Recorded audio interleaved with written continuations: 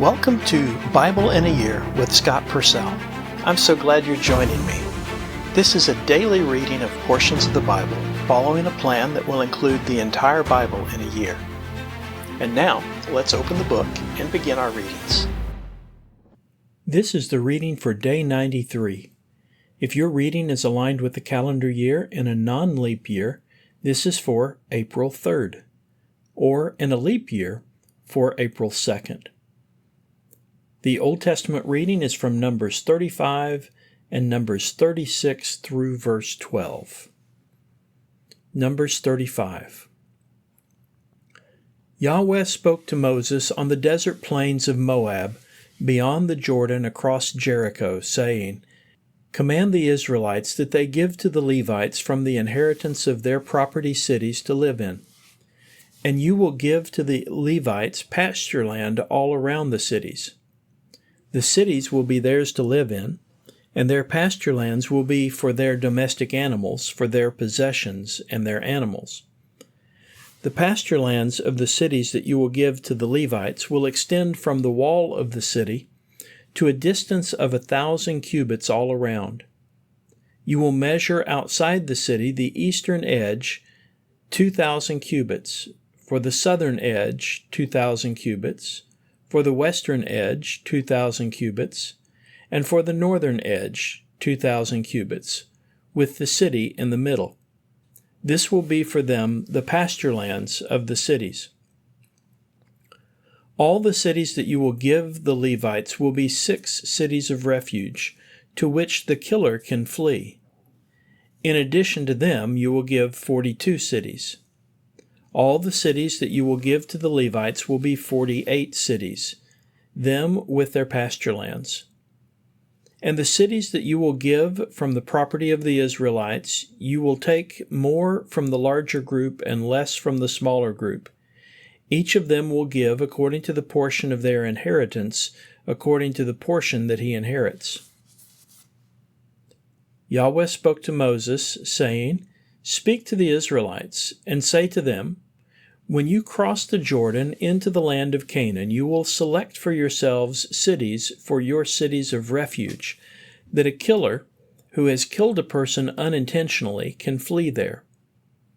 The cities will be to you a refuge from a redeemer, so that the killer will not die until he stands before the community for judgment.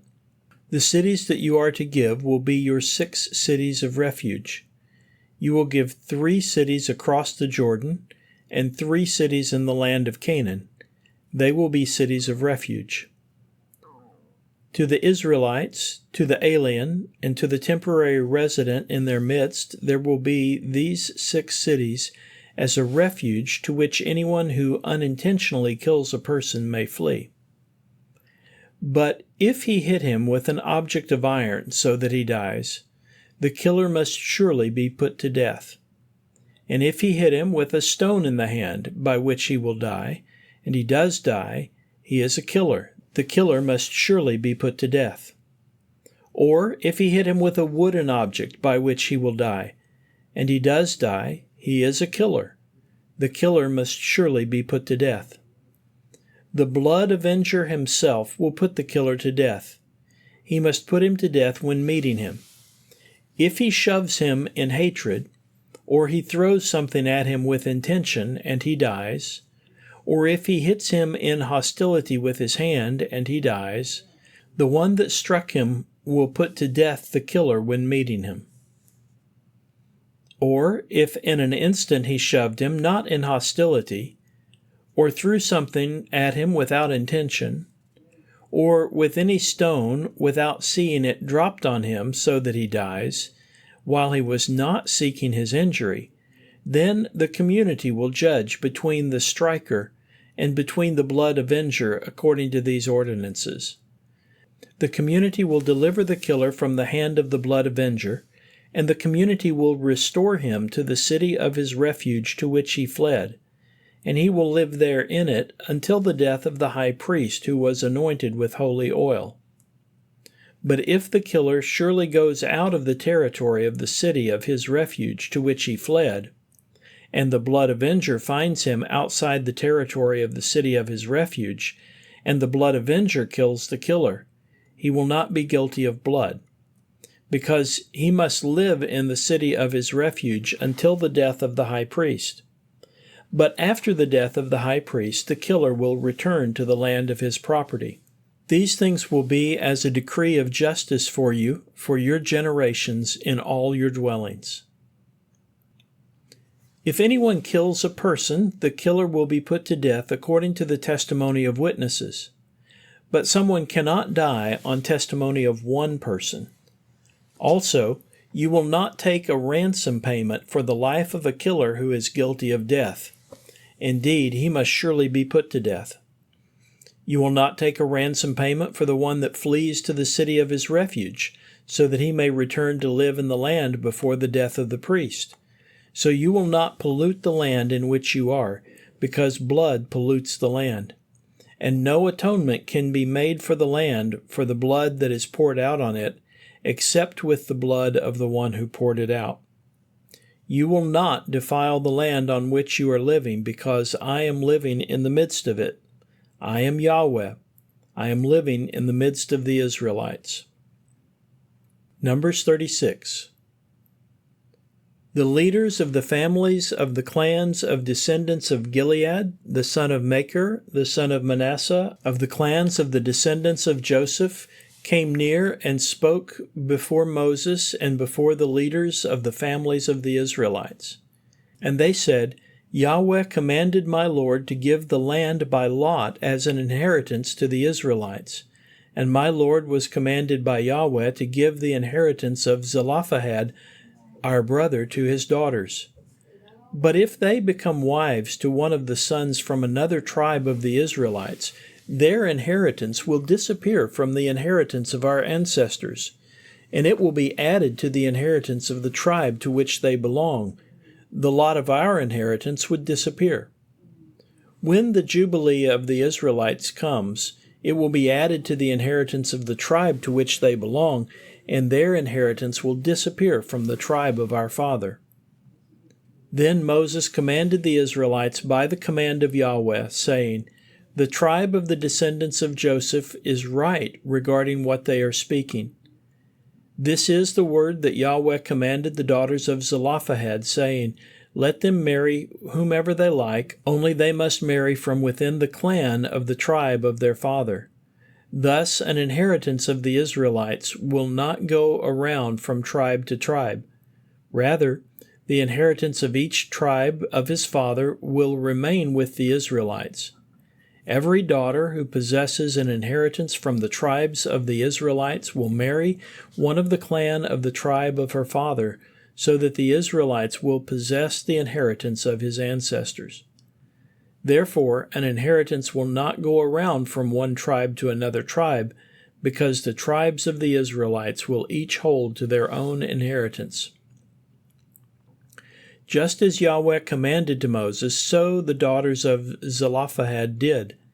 Mahlah, Tirzah, Hoglah, Milcah, and Noah, the daughters of Zelophehad, married the sons of their uncles. They married those from the sons of Manasseh, son of Joseph, and their inheritance remained among the tribe of the clan of their ancestors. These were the commands and stipulations that Yahweh commanded by the hand of Moses to the Israelites on the desert plateaus of Moab by the Jordan across Jericho. The New Testament reading is Luke 9, verse 28 through 56. Luke 9:28. Now it happened that about 8 days after these words, he took along Peter and John and James, and went up on the mountain to pray. And as he was praying, the appearance of his face became different, and his clothing became white, gleaming like lightning. And behold, 2 men were talking with him, who were Moses and Elijah, who appeared in glory and were speaking about his departure, which he was about to fulfill in Jerusalem. Now Peter and those who were with him were very sleepy. But when they became fully awake, they saw his glory, and the 2 men who were standing with him. And it happened that as they were going away from him, Peter said to Jesus, "Master, it is good for us to be here. And let us make 3 shelters, one for you, and one for Moses, and one for Elijah," not knowing what he was saying. And while he was saying these things, a cloud came and overshadowed them, and they were afraid as they entered into the cloud. And a voice came from the cloud, saying, "This is my Son, my chosen one. Listen to him." And after the voice had occurred, Jesus was found alone. And they kept silent and told no one in those days anything of what they had seen. Now it happened that on the next day, when they had come down from the mountain, a large crowd met him. And behold, a man from the crowd cried out, saying, "Teacher, I beg you to look with concern on my son, because he is my only son. And behold, a spirit seizes him, and suddenly he screams, and it convulses him with foam, and rarely withdraws from him, battering him severely. And I begged your disciples that they would expel it, but they were not able to do so." So Jesus answered and said, "O unbelieving and perverted generation, how long will I be with you and put up with you? Bring your son here." And while he was still approaching, the demon threw him down and convulsed him. But Jesus rebuked the unclean spirit and healed the boy, and gave him back to his father. And they were all astounded at the impressiveness of God. But while they were all marveling at all the things that he was doing, he said to his disciples, "You take these words to heart, for the Son of Man is about to be betrayed into the hands of men." But they did not understand this statement, and it was concealed from them so that they could not understand it, and they were afraid to ask him about this statement. And an argument developed among them as to who of them might be greatest. But Jesus, because he knew the thoughts of their hearts, took hold of a child and had him stand beside him, and said to them, "Whoever welcomes this child in my name welcomes me. And whoever welcomes me welcomes the one who sent me. For the one who is least among you all, this one is great." And John answered and said, "Master, we saw someone expelling demons in your name, and we tried to prevent him, because he does not follow in company with us." But Jesus said to him, "Do not prevent him, because whoever is not against you is for you." Now it happened that when the days were approaching for him to be taken up, he set his face to go to Jerusalem. And he sent messengers before him, and they went and entered into a village of the Samaritans in order to prepare for him. And they did not welcome him, because he was determined to go to Jerusalem. Now when the disciples James and John saw it, they said, "Lord, do you want us to call fire to come down from heaven and consume them?" But he turned around and rebuked them, and they proceeded to another village. The wisdom literature reading is from Psalm 40, verses 9 through 17. Psalm 40, verse 9. I have brought good tidings of righteousness in the great congregation. Look, I have not shut my lips. O Yahweh, you know that. Your righteousness I have not hidden in the midst of my heart. I have spoken of your faithfulness and your salvation. I have not concealed your loyal love or your faithfulness from the great congregation. As for you, O Yahweh, do not withhold your mercies from me.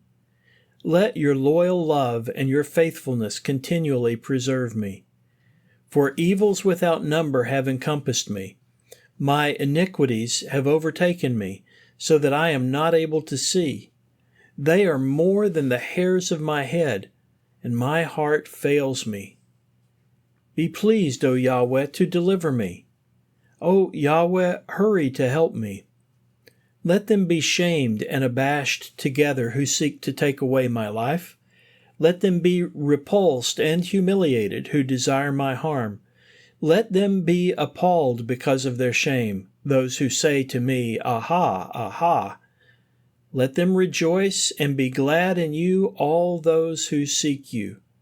Let them say continually, Yahweh is great, those who love your salvation. But I am poor and needy. Let my Lord consider me. You are my help and my deliverer. O my God, do not delay. This concludes the reading for day 93. Thank you for listening.